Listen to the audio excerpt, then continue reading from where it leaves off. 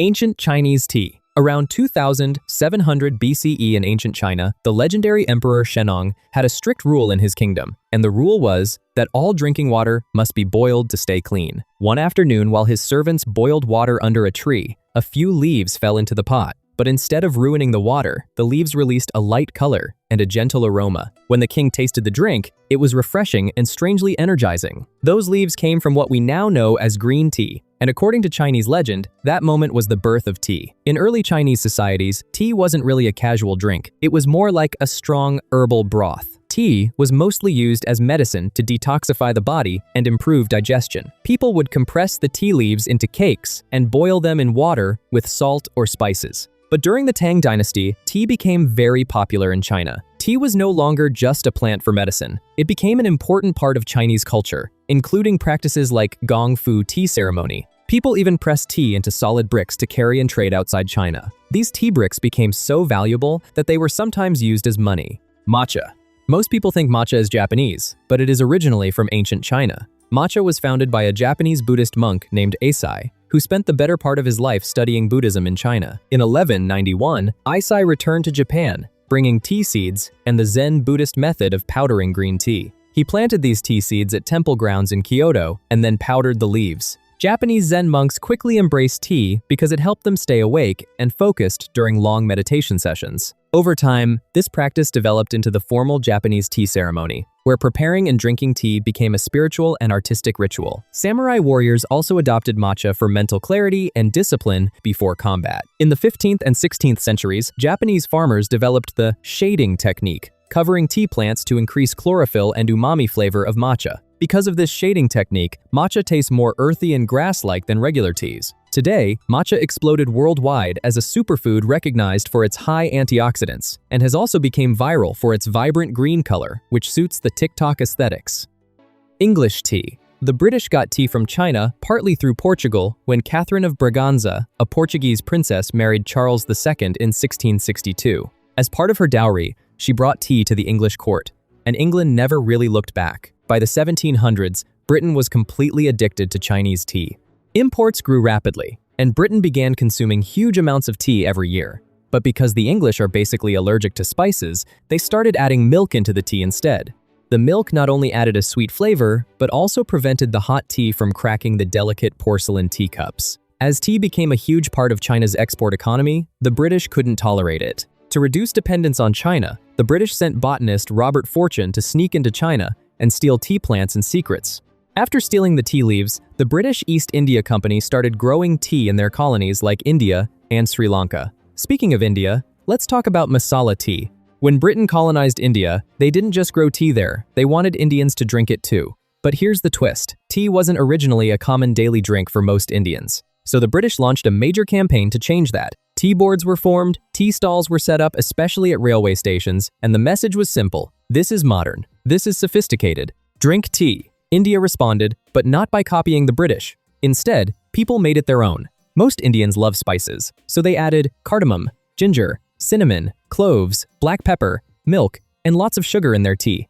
Then they boiled everything together until it became rich, spiced, creamy, and full of flavor. This is how masala chai was born. Street vendors, known as chaiwalas, played a huge role in spreading it. To make tea affordable and delicious, they used strong black tea, mixed it with milk and spices, and served it hot on roadsides, in markets, and at railway platforms.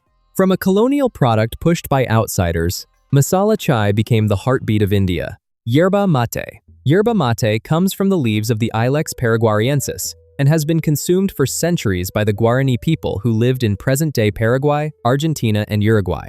They brew the leaves in hot water as a stimulant and social drink, sharing it communally from a hollow gourd through a metal straw called a bombilla. It served as a vital source of energy during long hunting trips and a symbol of community. When the Europeans landed in South America, the Spanish colonizers initially viewed the drink with suspicion, with some Catholic officials even banning it as a demonic vice. However, its popularity proved impossible to stop. While the traditional gourd and metal straw remain the gold standard in South America, the plant is now widely used in bottled energy drinks and tea bags across North America and Europe. Its visibility has been boosted by world-renowned athletes like Lionel Messi, who is often seen carrying his mate kit before matches. Bubble tea, also known as boba, originated in Taiwan in the 1980s. One popular story credits Lin Shu Hui, who reportedly poured sweetened tapioca pudding into her iced tea during a boring staff meeting. When she took a sip, the result was delightful, as it was sweet, refreshing, and unexpectedly chewy. The tapioca pearls settled at the bottom of the cup like bubbles, which is how the drink got its name. To drink them easily, an oversized straw was added. At first, the whole experience was fun, but a little absurd, as the tea is very different from traditional Asian teas. But soon, bubble tea quickly became popular and was added to shop menus. In the 2000s, Taiwanese immigrants brought it to the United States, especially in California. Today, bubble tea is a global trend, loved for its many flavors, textures, and its playful, customizable experience. Pocha. Pocha, or Tibetan butter tea, was originated in the Himalayan region of Tibet centuries ago through the ancient Tea Horse Road. Legend says the tea was brought by the Chinese princess Wencheng when she married the Tibetan king Gampo. Because of the harsh and freezing climate of the Himalayas, Tibetans created a unique way to drink the tea. They boiled the strong tea leaves with butter and salt, making a warm and high-energy drink that could help them survive in the cold mountains. The butter and salt also help with hydration and keep lips from drying out in the thin, dry air. For Tibetans, pocha is like an energy drink and a lip balm in one. Traditionally, pocha is churned in a wooden cylinder until it becomes thick and creamy. In Tibetan culture, pocha is a symbol of hospitality, as it is often served to guests and during social gatherings. Turkish tea. For over 500 years, coffee was at the heart of social life in Turkey, especially during the Ottoman Empire. But after World War I and the empire's fall, coffee became expensive and harder to import. That's when Mustafa Kemal Ataturk stepped in. He encouraged people to switch to tea, which could be grown locally, making it a more affordable and sustainable national drink. Turkish tea, or shea, is brewed using a special double teapot called a çaydanlık. Strong tea is brewed in the top pot, while hot water sits in the bottom pot, allowing each person to adjust the strength to their taste. It's served in small, tulip-shaped glasses, usually with sugar cubes and always without milk. Today, Turkey drinks more tea per person than any other country in the world, even more than United Kingdom, China, or India.